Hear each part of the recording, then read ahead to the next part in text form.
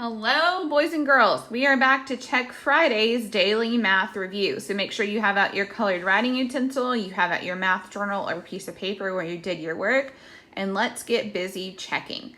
So number one, we have 8 plus 5. That plus sign tells us that we are adding to 8. We're adding 5 to 8. So let's draw our picture to solve this problem. We're going to start with 8. 1, 2, 3, 4, 5.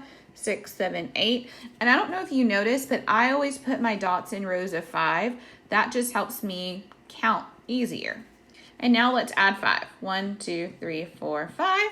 Okay, so now that we have our picture drawn, if you drew a picture to help you solve this problem, give yourself a check. Now that we have our picture, we are going to count up and see if we can find our answer, our sum. So we know that 8 is over here. That would be 9, 10, 11, 12, 13. So 8 plus 5 is 13. If you got 13 as the correct answer, give yourself a check. All right, let's move on to number 2. Number 2, we have 18 minus 5. So this time we are taking away 5, not adding 5 more.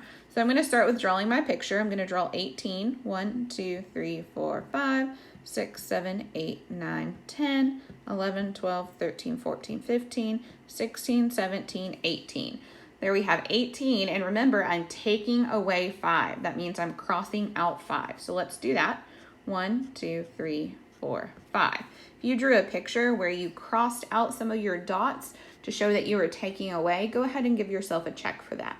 Make sure you're doing it with your colored writing utensil and not a pencil, so that way you can see the difference. All right, and then let's go ahead and count up our dots so that way we can see what our answer is. That would be 5, 10, 11, 12, 13. So on this one, your answer is going to be 13. If you got 13, give yourself a check. All right, so right now you could have 4 checks, 2 for the correct answers and 2 for drawing your pictures and practicing that strategy. All right, let's move on to number 3, and we're going to be seeing what number is shown. Now I see something special here. I see a thousands block. So in my place value chart, I have to extend it a little bit and add a thousands place because I have a thousands block. When I add a thousands place, I'm also going to add that comma to separate the thousands and the hundreds. If you drew your place value chart and you used it to help you solve this problem, go ahead and give yourself a check. Now that we have our place value chart all situated, we're going to count up our base 10 blocks. So how many thousands do I have? I have 1,000, so I'm going to plug 1 into the thousands place. If you got 1 in the thousands place, give yourself a check. How many hundreds? We have 100. If you got a 1 in the hundreds place, go ahead and give yourself a check.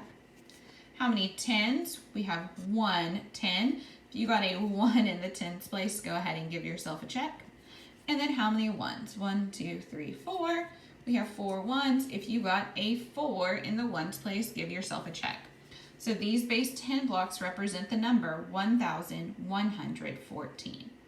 Right, let's count up our checks and see how many we could have gotten today. 1, 2, 3, 4, 5, 6, 7, 8, 9. Today you could have gotten 9 because we added on that thousands place.